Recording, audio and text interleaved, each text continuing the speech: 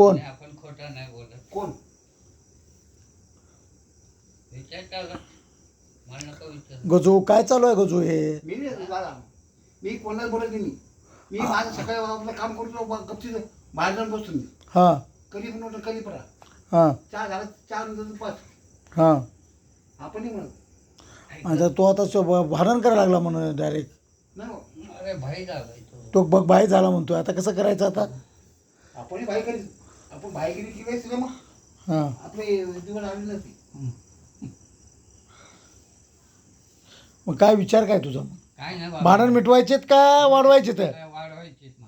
गजा बघ तो म्हणतो तुझ्या सगळं भांडण करायचे म्हणतंय, वाढवायचे म्हणतंय.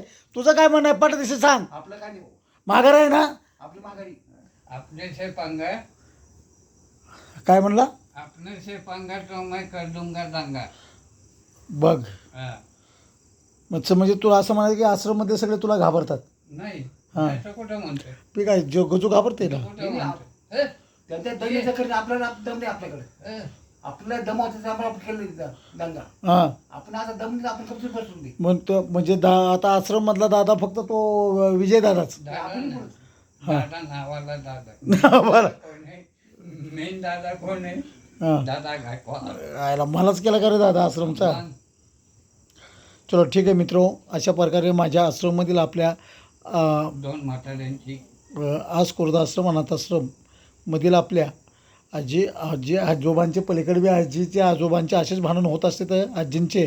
आणि ह्याच जागेवरती विजय कारखानेचा आजोबा आणि आपला गजू दादा आजोबा यांची देखील झंगडपगड चांगली होत असते.